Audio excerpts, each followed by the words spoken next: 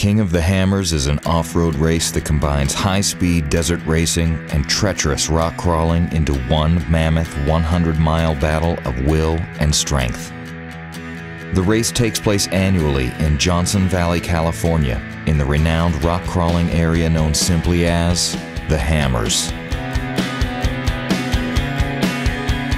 The UTV class has been a staple of the Ultra 4 racing event for the past 4 years.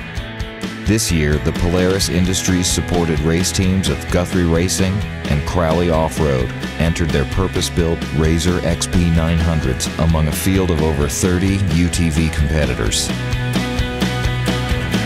My name's John Crowley. I'm driving a Polaris RZR XP, and this is King of the Hammers, Johnson Valley, California. They've taken last year's, every previous year, and made it probably 10 times harder. It is insane. The course is 115 miles with, gosh, probably 8 named rock trails that many spots where it's winch only. It's going to be incredibly difficult. Without a doubt, this will be the hardest race, hands down.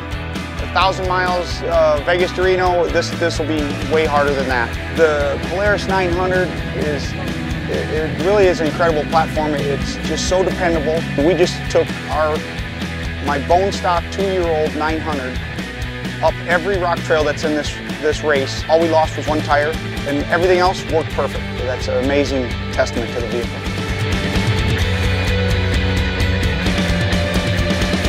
It's hard to tell who's going to finish and who isn't. It's just when we're racing with the Jeeps this year, it's going to be hard to pass. You got to be careful. You don't want a 4,000-pound Jeep running into a 1,500-pound UTV. So it's going to be a battle of attrition this year, and just hope we get through in the time. Well, my son's been racing a lot longer than I have now with short course and works, and he's a great help. If I'm going slow, he pushes me. If I'm going too fast, he slows me down, and he can pick lines through the desert and everywhere really well. I think he's going to be a huge advantage this year. A lot of people I've talked to have their spotters picked out that have been rock crawling for years and this and that, but they don't realize how much work it's actually going to take running up the rocks, running back down the rocks, pulling the winch cables, and he recovers in about 2 seconds from being tired, and I just feel it's a huge advantage.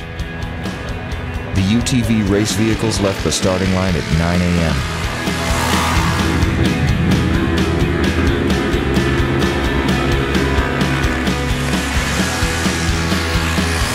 The first 48 miles consisted of twisted, full-throttle desert driving with multiple race lines.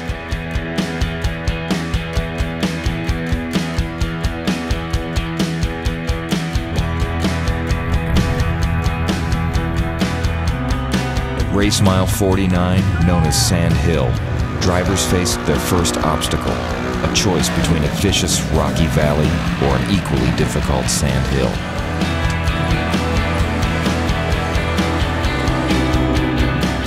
Mitch Guthrie entered Chocolate Thunder with a sizable lead and made quick work of the lower section.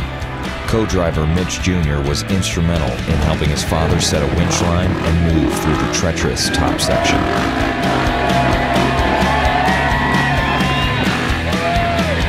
Guthrie sustained a mechanical breakdown shortly after wrecking ball, which allowed Crowley and Enox to close the gap.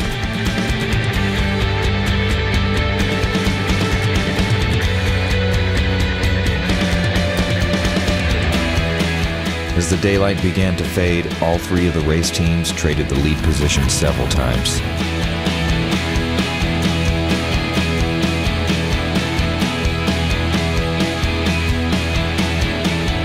With a mere 10 minutes left to complete the race, Mitch Guthrie came barreling down King Hill, through the infield, and across the finish line. Shortly after came John Crowley, also at breakneck speed, followed by Matt Enox in the Team Nasty RZR. After a few minutes, the timing officials determined that Mitch Guthrie was the winner of the 2013 King of the Hammers UTV race. Mitch edged out John Crowley by a mere 16 seconds.